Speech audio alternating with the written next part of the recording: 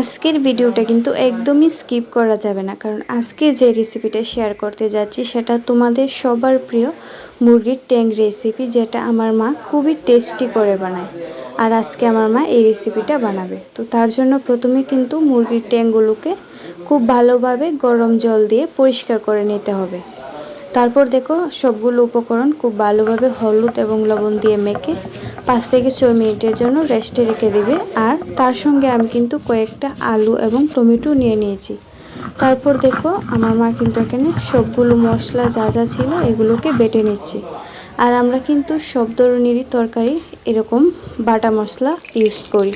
তো এবারে চলে যাব রান্নার মেইন প্রসেসে। তার জন্য কড়াইটা খুব ভালো করে গরম করে নিয়েছে।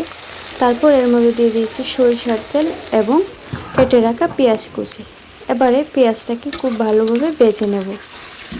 আর আমার আজকের রেসিপিটা যদি তোমাদের কাছে ভালো লাগে, লাইক করো, শেয়ার করো এবং আমার এই পেজে নতুন হলে আমাকে ফলো করতে কিন্তু ভুলো না, কারণ তোমাদের সাপোর্ট পেলে আমার চ্যানেলটা আরও গ্রো করবে।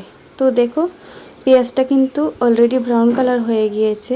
এবারে এর মধ্যে ঢেলে দেব আগে থেকে বেটে রাখা মশলাগুলো। তো প্রথমেই দিয়ে দেওয়া হয়েছে এখানে লাল লঙ্কার বাটা এবং জিরে বাটা। তো মশলাটাকে খুব ভালোভাবে পেঁয়াজের সঙ্গে এবারে একটু কুক করে নেব।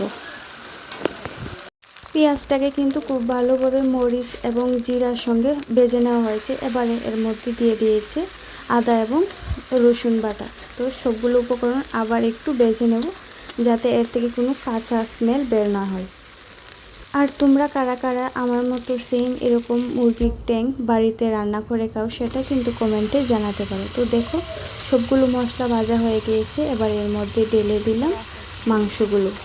এবারে সবগুলো উপকরণ খুব ভালোভাবে মশলার সঙ্গে মিশিয়ে নেব।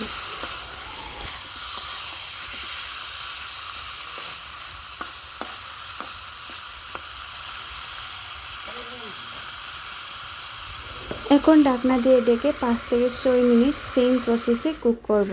তাহলে মাংসটা খুব তাড়াতাড়ি সেদ্ধ হবে এবং খেতেও কিন্তু অনেক টেস্টি হবে। তো দেখো একবার কিন্তু আমি ঢাকনা দিয়ে আবার ঢাকনা সরিয়ে নিয়েছি। এখন আবার মাংসটাকে উল্টিয়ে দিয়েছি, যাতে নিচে দিয়ে পুড়া না লেগে যায়।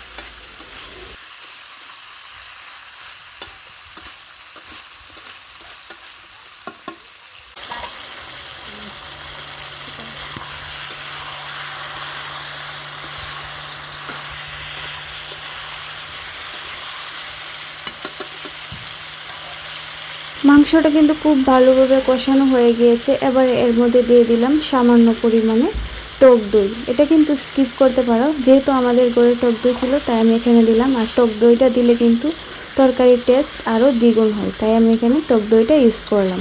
তো টক দইটা দেওয়ার পর আবার টক দইটাকে খুব ভালোভাবে মাংসের সঙ্গে এভাবে মিক্সড করে নেব।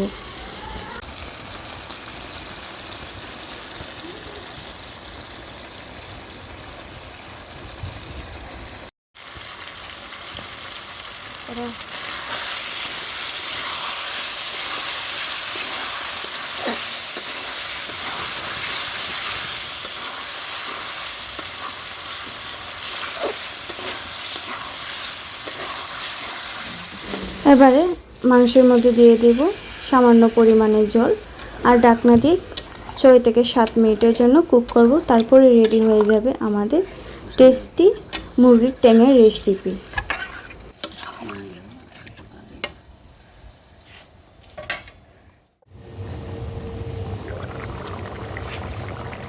চিকেনটা কিন্তু এখন একদম রেডি। এবারে এর মধ্যে দিয়ে দিলাম বেটে রাখা গরম মশলা, যেটা মা আগে থেকেই বেটে রেখেছিল। তো গরম মশলাটা দেওয়ার পর আরও 2 থেকে 3 মিনিট এভাবে কুক করব।